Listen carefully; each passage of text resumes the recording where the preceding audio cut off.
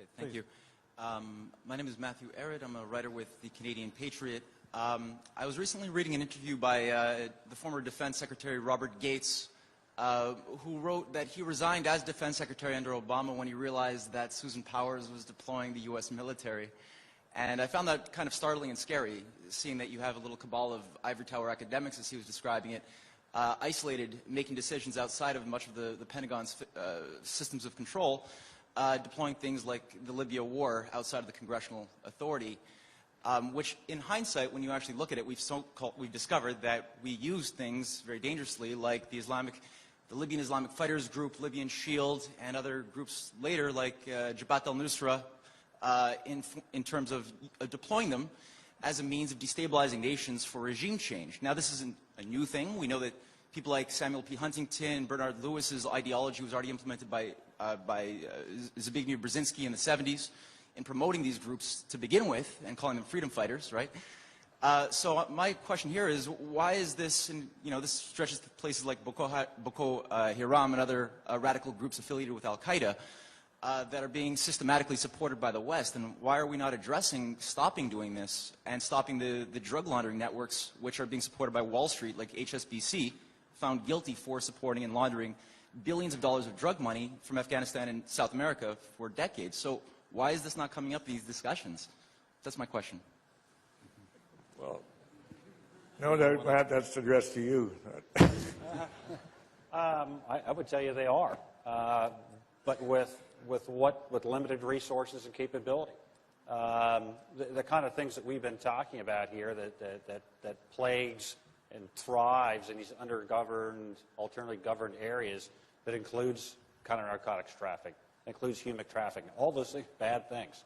But they're occurring in areas that are, take Afghanistan and walk it across. There's like 5 Afghanistan areas to try and deal with. If you're talking particularly U.S. perspective, we don't have the capability to do that. To deal with that problem set, it's not one country, it's not one organization. It requires a large team effort that is just not there. So those are recognized as issues. I heard a couple of points I thought you had made there, but part of this was the drug trafficking pieces to that. Yeah, it thrives in that area because it's an undergoverned area. I've had the opportunity to meet with many of my counterparts in many of these countries that are running across the Sahel and across the north, and they all recognize the problem that they have. They all want to be able to understand what's happening in these regions of the country that they have limited reach into, limited to no reach into it. In the case of Libya, it's their reach down to the southern part of their country is by militia that day by day is loyal or it's not.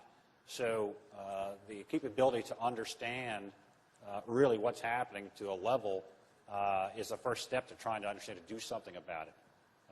And building up partner capabilities to do that is a step in the right direction. Now, what I've talked about is from a military perspective.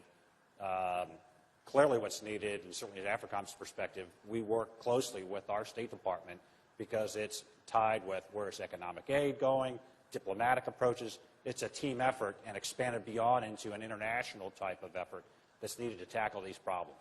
It is a huge problem set that requires an international response to it. That includes developing not just militaries, but law enforcement capabilities, legal systems, institutions that just don't exist. Even if they develop the capability to arrest some of these individuals, there's oftentimes limited courtrooms or jails to deal with the individuals. So it is a huge capability development problem to deal with the problem collectively.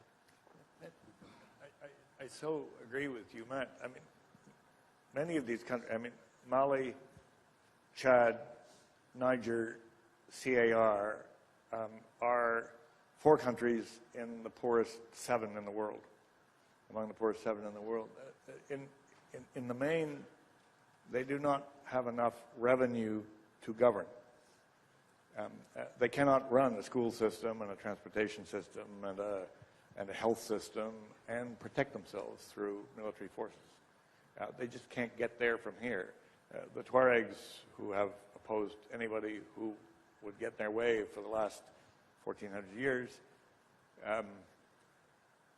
complain that they're not getting enough up north there in the upper reaches.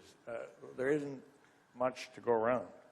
There isn't enough to go around to make these countries viable, and above all, to be able to protect themselves against a very present threat. But the reality of the threat was proved rather dramatically a year ago. Okay, well, I'm afraid I feel a guillotine on my left here, so I'm sorry to my